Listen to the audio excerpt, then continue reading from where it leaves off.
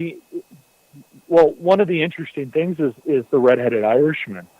You ask yourself, well, why is there a redheaded Irishman on board? Let's say that I'm right, and there were a bunch of Germans on this thing. Why would there be a redheaded Irishman? Well, that answer is very interesting.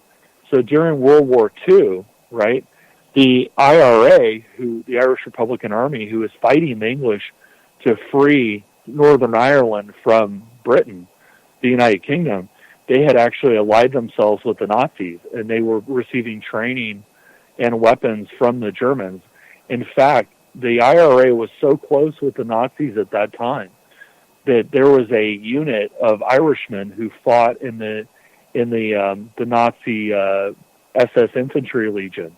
So the SS, obviously, they had the really bad part, and then they had the mostly bad part, which was the army part, and they had infantry units and tank units and all that stuff.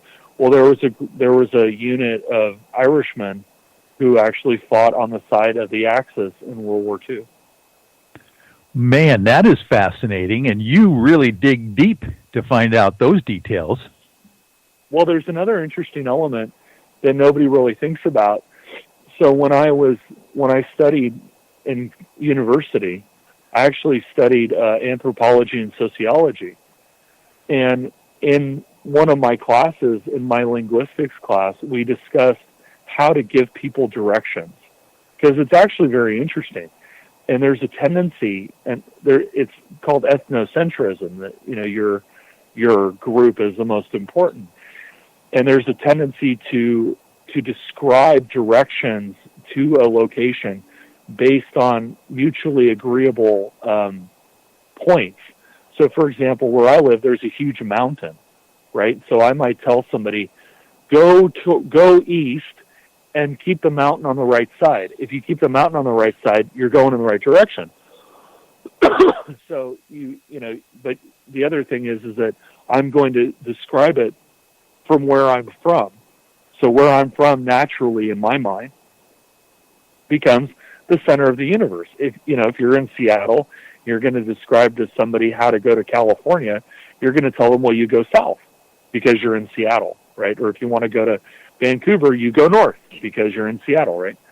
Well, the star map, the Marjorie Fish star map, yes. If I recall correctly, the Earth was in the center, and that all the navigation paths went out from the Earth to Zeta Reticuli or Barnard's star, Proxima Centauri, or wherever they wanted to go, but they all originated from Earth.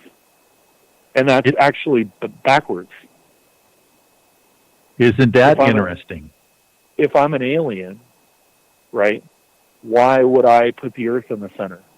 Exactly. Right. And the other problem is that, one of the things about aliens is that if you're dealing with an alien, they have a different thought process than you do. So why would they organize things in a way that you would understand?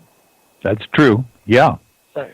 Well, Olaf, I tell you what, this has been a fascinating interview. We could talk for another hour, I'm sure, or more, about some of these details here, but you brought out some fascinating stories that I've heard some of them, but I love the detail that you have there. Once again, why don't you tell everyone how they can come and find you on Paranoia, I always say paranormal, Paranoia Magazine, and how they can follow you on perhaps Facebook or whatever.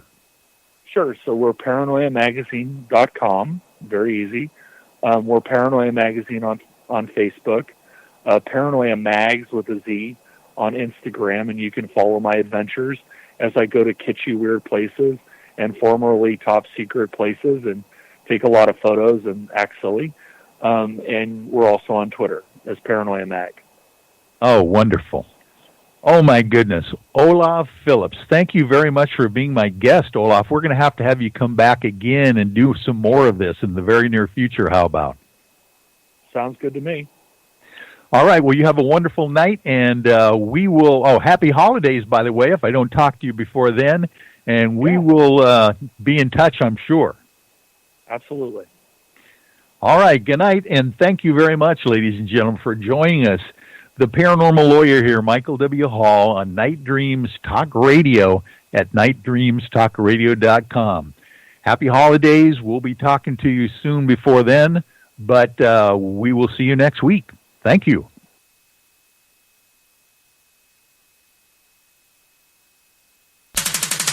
Please check out the Night Dreams Talk Radio website at www.nightdreamstalkradio.com. Also, if you want to keep our show free of advertising, just hit the donate button. Give a buck or two. Remember, all prior shows are always free to listen to. We at Night Dreams Talk Radio thank you for your support. If you would like to hear Night Dreams Talk Radio on your local radio station, let them know. Tell them to check out www.nightdreamstalkradio.com, and thank you. Our intro music is provided by Kevin MacLeod at Incompetech.com.